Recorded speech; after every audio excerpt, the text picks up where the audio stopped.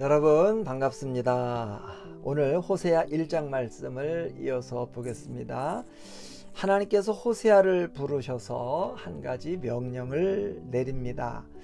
그런데 하나님의 그 명령이라는 것이 정말 놀라운 말씀입니다.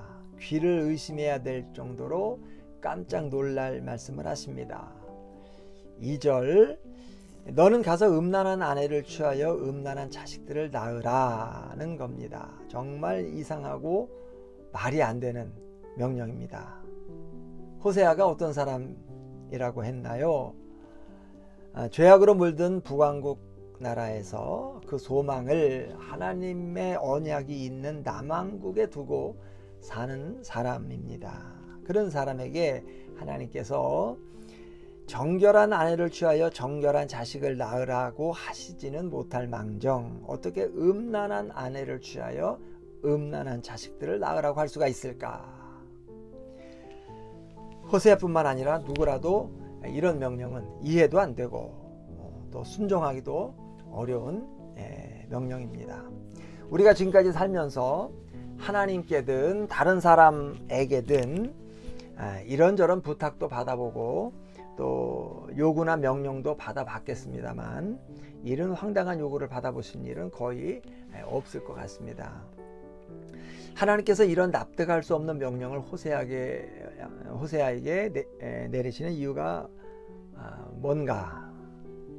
2절 말씀 보니까 이 나라가 여호와를 떠나 크게 음란함이니라 라고 했습니다. 나라가 음란하기 때문에 네가 음란한 여자와 결혼을 해야 되겠다 하는 겁니다. 나라가 음란하면 음란한 것이지 왜 하나님의 사람에게 이런 이상한 결혼을 하라고 하시는 걸까요? 오늘 하나님께서 호세아의 이 이상한 결혼 이야기를 통해서 하시고 싶은 말씀이 두 가지가 있다고 보여집니다. 하나는 너희들 자신을 돌아보라 라는 겁니다. 그리고 또 하나는 하나님의 마음을 생각해 보라 하는 겁니다. 먼저 너희들 자신을 돌아보라 입니다. 생각해 봅시다. 선지자라는 사람이 음란한 여자를 아내로 맞으면 어떻게 되겠어요? 당연히 사람들의 구설에 오르게 됩니다. 저 사람 정신이 있는 사람이야? 어떻게 저런 여자를 아내로 삼는 거야? 스캔들이 되는 겁니다. 하나님께서 이렇게 하시는 이유가 뭘까? 호세아라는 한 개인을 망신 주고 수치스럽게 하기 위해서 이렇게 하시는 걸까요? 그렇지 않습니다.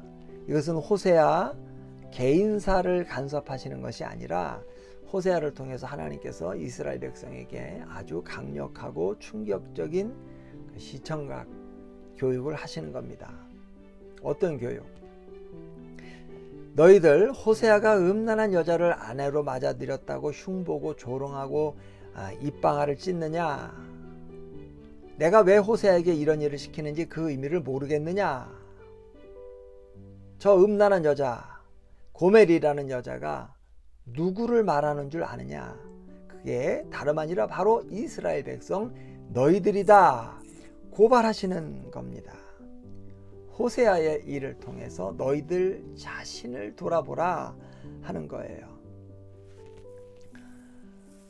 여러분, 세상에서 일어나는 모든 일들을 보면서 그 사람들을 욕하고 비난하기 전에 그것이 바로 내 모습이라는 거, 그것이 내 실상이고 내 수준이라는 것을 보고 내가 돌이킬 수 있어야 그게 지혜로운 겁니다.